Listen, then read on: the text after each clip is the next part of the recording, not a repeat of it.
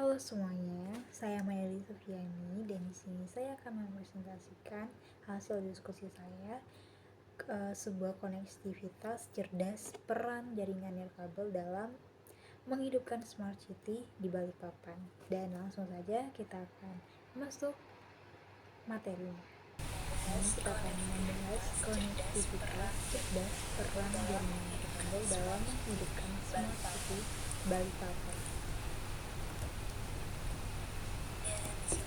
Dan di sini ada berikut adalah beberapa topik utama yang akan dibahas dalam materi tersebut, yaitu 1. Pengembangan smart city, 2. Pentingnya konektivitas dalam smart city, peran jaringan nirkabel dalam smart city, membangun infrastruktur nirkabel di Balikpapan, dan kelima, penemukan jaringan nirkabel untuk layanan kota Balikpapan, keamanan dan pelindungan data.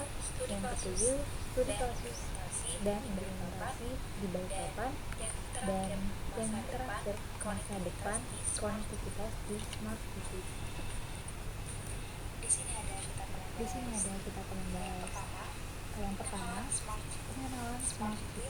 Smart city adalah konsep pengolahan kota yang memanfaatkan teknologi informasi, komunikasi, dan Internet of Things (IoT) untuk meningkatkan kualitas hidup, efisiensi, layanan, dan keberlanjutan kota. Dalam smart city, berbagai sistem kota seperti transportasi, energi, dan keamanan terhubung dan dikelola secara digital.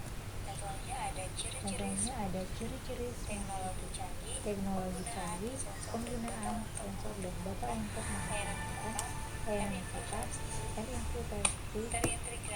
terintegrasi jaringan transportasi dan fasilitas publik yang efisien, layanan publik efisien, akses cepat dan transparan ke layanan kota, keberlanjutan lingkungan, pengolahan sumber daya alam yang ramah lingkungan, dan partisipasi warga terlibat dalam pengambilan keputusan melalui platform digital. Misalnya ada manfaat, efisiensi pengolahan energi dan sumber daya yang lebih keamanan sistem pengawasan, dan respons bencana yang lebih baik, kualitas hidup, akses lebih mudah ke layanan publik, lingkungan, mengurangi polusi, dan mendukung keberlanjutan. Yang berikutnya, kedua, pentingnya konektivitas dalam smart city. Konektivitas ini adalah elemen kunci dalam bangunan smart city. Tanpa konektivitas yang kuat, berbagai teknologi yang digunakan untuk meningkatkan efisiensi dan kualitas hidup di kota pintar tidak akan dapat berfungsi dengan optimal. Dan berikut adalah 2 poin utama membahas pentingnya konektivitas dalam smart city, yaitu ada integrasi sistem dan pengelolaan kota secara efisien. Di situ ada koneksi antar sistem. Konektivitas memungkinkan berbagai sistem yang ada di dalam kota seperti transportasi, energi, keamanan, dan lain-lain. Publik terhubung dan bekerja secara terpadu. Misalnya kontrol lalu lintas, aplikasi transportasi umum, dan sistem pengelolaan energi dapat saling berbagi data dan berkoordinasi untuk menciptakan kota yang lebih efisien dan responsif. Yang kedua, ada akses data real time dan layanan digital untuk kota. Yaitu ada akses cepat dan mudah ke layanan kota. Konektivitas yang baik memastikan bahwa warga dapat mengakses layanan publik secara digital seperti laporan masalah, permintaan bantuan, hingga pemberian informasi pada cara real time. Dan berikutnya ada ketiga, peran jaringan nirkabel dalam smart city. Balikpapan sebagai salah satu kota besar di Kalimantan, Indonesia memiliki potensi besar untuk mengimplementasikan konsep smart city. Salah satu elemen penting dalam mewujudkan smart city di Balikpapan adalah jaringan kabel wireless network. Jaringan kabel ini berfungsi sebagai pelengkap bagi informasi berbagai teknologi dan layanan yang mendukung pengolahan data energi efisien, terhubung dan cerdas. Berikutnya ada peran utama jaringan kabel dalam pengembangan smart city di Balikpapan. Dan pertama ada pendukung infrastruktur cerdas dan berbasis IoT. Internet of Things yaitu IoT. Jaringan kabel memungkinkan berbagai perangkat pintar seperti masuk lalu lintas, jaga kualitas udara dan sebagainya. Dan contohnya seperti sensor lalu lintas pintar. Dan kedua ada penyediaan layanan kabel digital. Konektivitas layanan publik jaringan kabel memungkinkan akses yang cepat dan mudah bagi warga untuk mengakses berbagai layanan publik berbasis aplikasi atau platform digital seperti layanan kesehatan digital dan juga layanan administrasi publik. Caranya layanan administrasi. Berikutnya ada pengolahan transportasi pintar. Di situ ada sistem transportasi terintegrasi jaringan kabel mendukung sistem transportasi pintar yang mengoptimalkan manajemen arus lalu lintas. Pemantauan angkutan umum dan pemberian informasi real time secara langsung. Contohnya seperti aplikasi transportasi umum saat memesan transportasi. Yang keempat, pengelolaan energi dan lingkungan menjadi efisien. Kita ada smart grid and pengelolaan energi. Jaringan kabel memungkinkan penggunaan energi yang lebih efisien dengan menggunakan sistem smart grid untuk memantau konsumsi listrik di berbagai area dan menyesuaikan distribusinya sesuai kebutuhan. Contoh di Balikpapan sistem smart grid.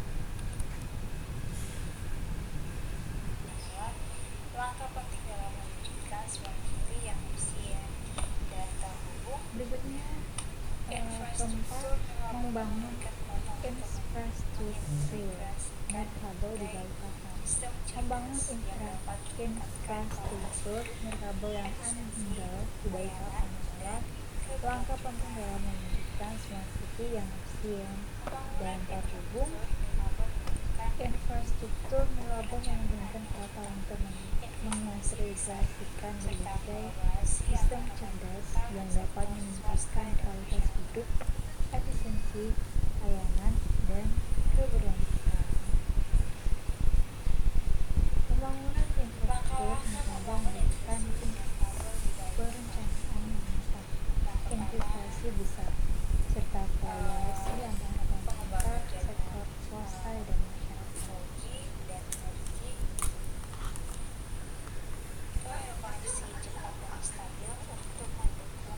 Langkah-langkah membangun infrastruktur nirkabel di Balikpapan. Yang pertama, pengembangan jaringan 4G dan 5G. Kita informasi cepat dan stabil untuk mendukung berbagai aplikasi smart city. Balikpapan memerlukan jaringan komunikasi dengan kecepatan tinggi dan latensi rendah seperti jaringan 5G. Yang kedua adalah pengembangan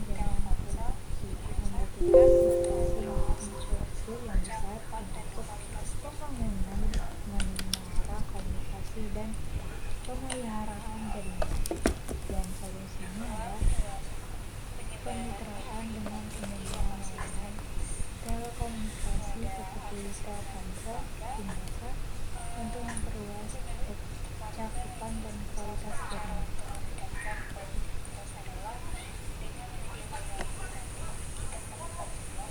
Kedua, penyebaran wifi publik di lokasi spesifik. Juga ada akses internet untuk warga. Untuk warga ini salah satu cara untuk meningkatkan konektivitas adalah dengan menyediakan wifi publik di tempat-tempat umum seperti taman kota, pusat perbelanjaan, terminal transportasi, dan kawasan perkantoran. Contohnya ada di kota-kota seperti Surabaya sudah menerapkan wifi publik di berbagai lokasi. Teknologi yang membantu menghubungkan masyarakat dengan informasi dan layanan terbaik. Dan juga ada tantangannya dalam infrastruktur wifi yang aman dan dapat diandalkan serta memastikan kualitas koneksi yang baik untuk semua pengguna. Dan solusinya yang bekerjasama dengan penyedia layanan internet untuk menggunakan jaringan wifi, integrasi dalam teknologi hotspot yang dapat diakses secara gratis oleh masyarakat. Yang ketiga, pembangunan jaringan sensor dan IoT. IoT adalah bagian penting dari smart city, di mana perangkat seperti sensor lalu lintas, sensor kualitas udara, energi, memerlukan jaringan kabel untuk berfungsi dengan baik. Ya, contohnya pemasangan sensor untuk memantau kualitas udara di berbagai lokasi.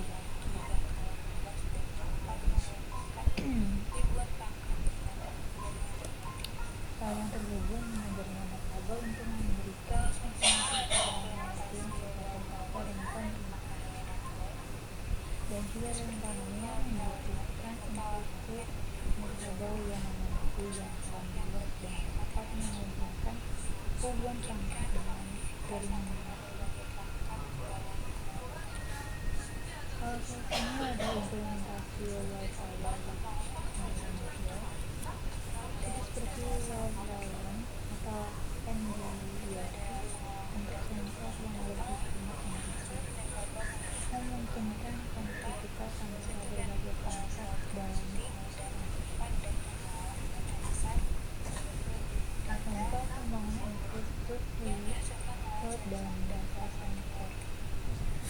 Itu adalah pengelolaan dan penyimpanan data, server metode membersihkan data, sinkronis hosting, dan menyimpan dan mengolah data besar, yaitu big data, yang dihasilkan oleh sensor dan perangkat IoT.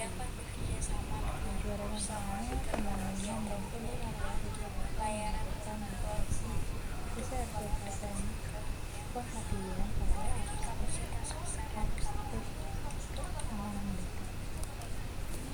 Juga ada solusinya untuk pemerintah daerah dapat bekerja sama dengan perusahaan teknologi atau penyedia layanan network untuk membangun data center yang memiliki kapasitas besar dan keamanan yang tinggi. Yang kelima, meningkatkan kualitas infrastruktur telekomunikasi. Media pengelolaan infrastruktur adalah selain pembangunan jaringan 5G dari kapan perlu meningkatkan kualitas infrastruktur telekomunikasi lokal seperti fiber optik dan backhaul jaringan komunikasi utama. Juga ada tantangan pembangunan jaringan fiber optik memerlukan biaya lebih tinggi dan perlu dilakukan dengan hati-hati agar tidak merusak kehidupan masyarakat atau lingkungan sekitar. Solusinya penggunaan teknologi 4G atau saluran bawah tanah melalui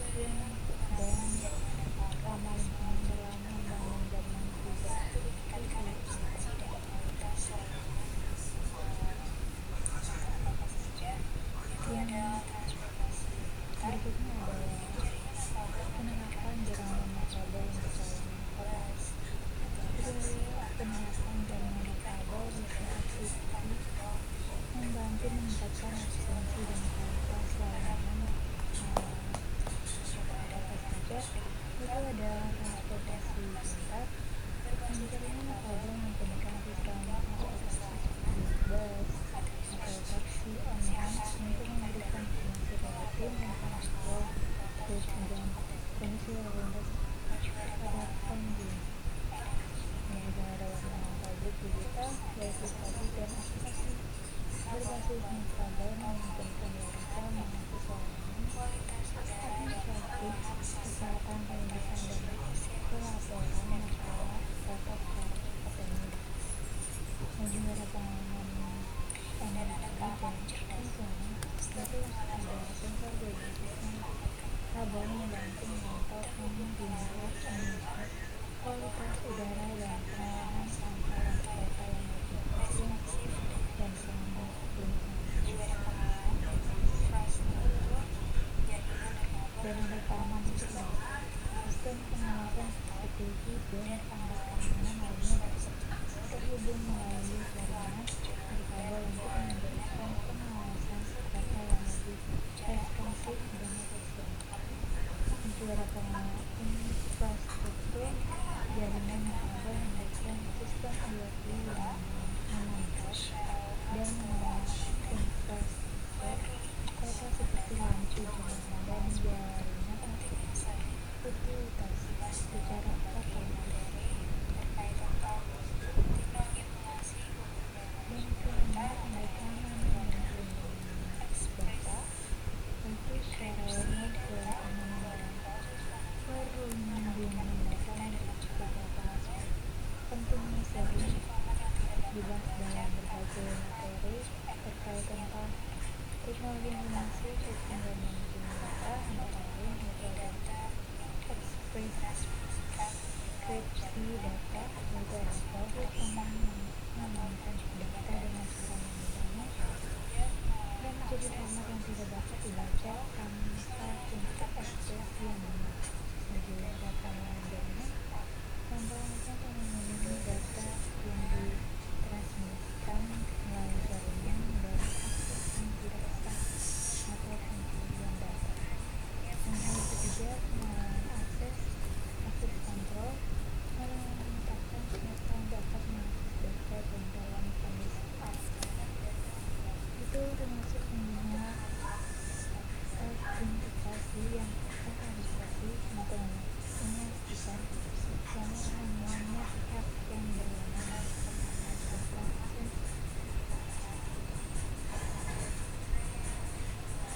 Juga pengamanan data pribadi, perlindungan terhadap data pribadi individu termasuk informasi sensitif seperti nama, alamat, nomor identitas, nomor keuangan, dengan mematuhi regulasi seperti GDPR, General Data Protection Regulation, atau Undang-Undang Perlindungan Data.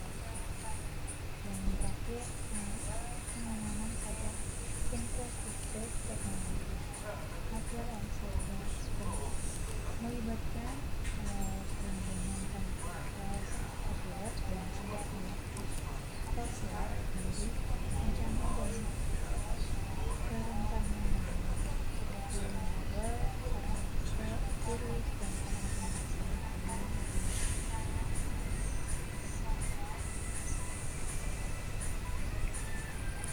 Dan juga ada cadangan dan pilihan data untuk membuat saluran data yang cepat untuk menghindari kehilangan data yang berdasarkan sistem atau serangan ransomware seperti memiliki metode penyimpan data jika terkoneksi. Yang ketujuh, pemantauan dan deteksi bencana. Ini menerapkan sistem pemantauan untuk mendeteksi ancaman potensial data baik dari dalam maupun dari luar seperti serangan siber. Yang kedelapan,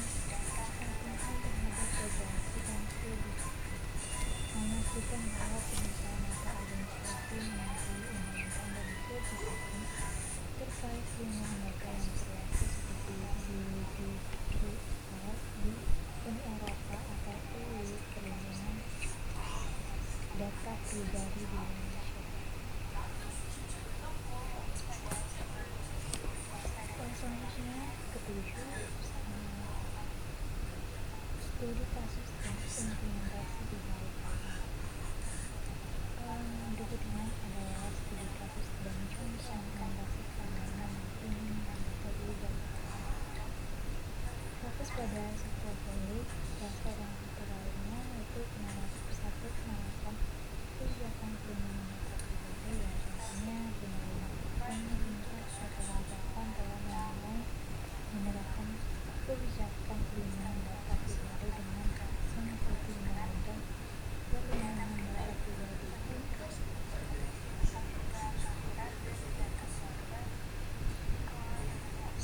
Implementasi di Balikpapan dalam rangka untuk mengembangkan sistem informasi administrasi kependudukan, data pribadi penduduk seperti KTP, akta kelahiran, dan data keluarga dikelola dengan enkripsi yang kuat dan hanya dapat diakses oleh pihak tertentu. Dan yang lainnya adalah penerapan kebijakan pelindungan data pendaftaran izin usaha di Balikpapan, di mana data pemilik dan perusahaan dilindungi dan hanya digunakan untuk keperluan administrasi yang sah.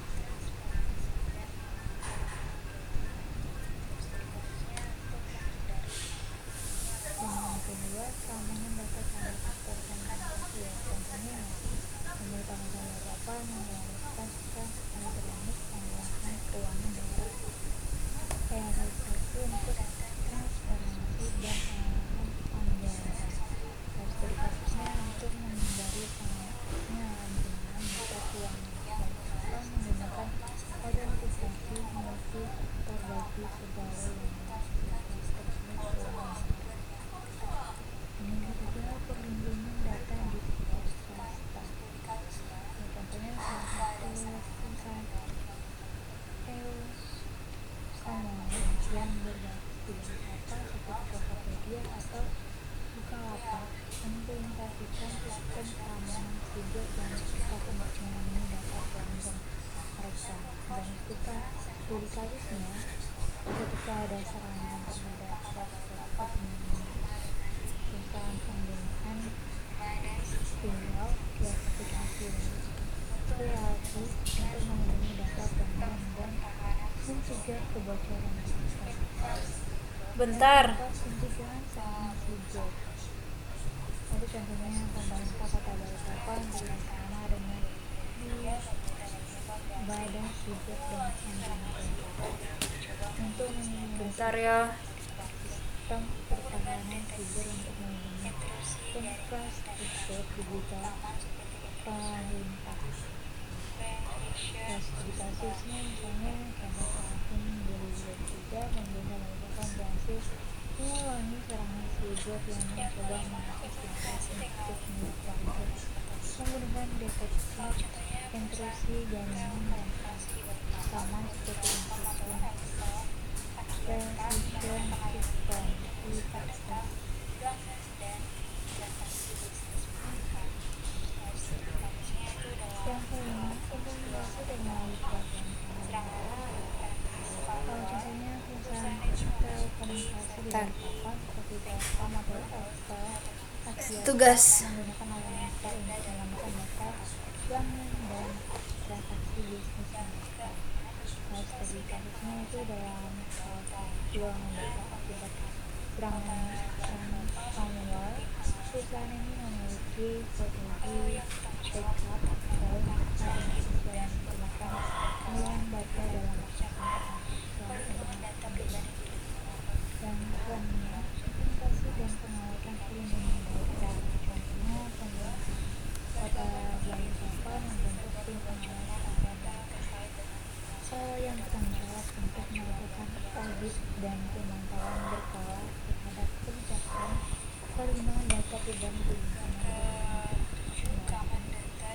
studi kasusnya itu pada tahun 2022 Balikpapan mengidentifikasi sebuah kebocoran data terkait dengan informasi berkorelasi pengajuan bantuan